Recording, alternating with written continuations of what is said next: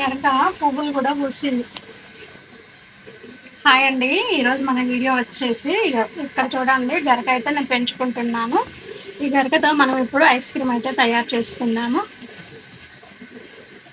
ఎందుకంటే ఈ గరకతో నేను రోజు పొద్దున్నే జ్యూస్ అయితే తాగుతాను, అందుకే గరక ఇలా పెంచుకుంటున్నాను. ఇప్పుడు దీంతో మనం ఐస్ క్రీమ్ చేసుకుందాం అండి. గరక అయితే 2-3 సార్లు కడిగాను. చివరిగా దీన్ని ఒక్కసారి మళ్ళీ కడుక్కొని మిక్సీకి అయితే వేస్తాను. చూపిస్తాను ఇందులో ఏమైతే వేస్తానో అవన్నీ చూపిస్తాను. కొంచెం వాటర్ అయితే వేసుకొని పట్టుకున్నాము. 4 చెంచాల చక్కెర, 2 అయితే ఇలాచి వేస్తున్నాను. పట్టిన తర్వాత మళ్ళీ చూపిస్తాను. జ్యూస్ అయితే ఇలా వడగట్టుకోవాలి.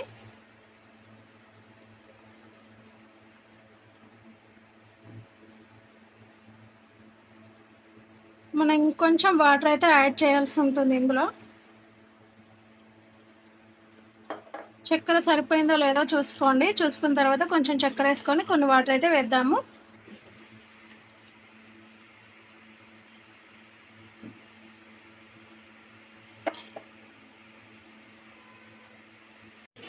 చక్కెర అయితే తగ్గిందండి. ఒక 3 చెంచాల చక్కెర అయితే వేస్తున్నాను. కొంచెం వాటర్ కూడా వేస్తాను.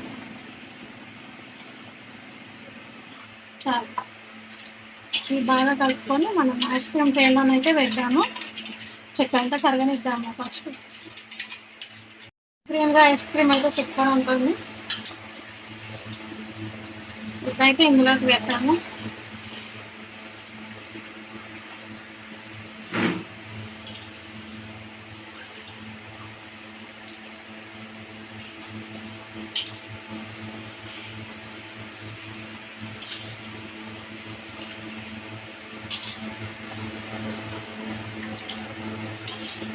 గరకతో అయితే చాలా రకాలే చేసుకోవచ్చు.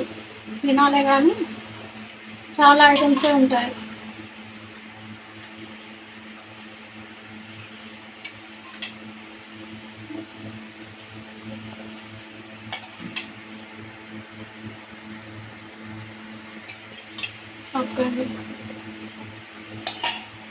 ఇప్పుడు దీన్ని ఒక 4-5 గంటల పాటు మనమైతే ఫ్రిడ్జ్లో పెడతాము.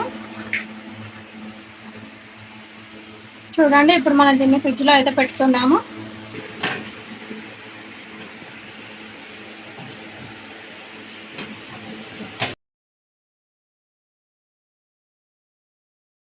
చూడండి, గరకతో ఐస్ క్రీమ్ అయితే చాలా చక్కగా వచ్చింది. మీరు ఒకసారి అయితే ట్రై చేయండి, నచ్చితే ట్రై చేయండి.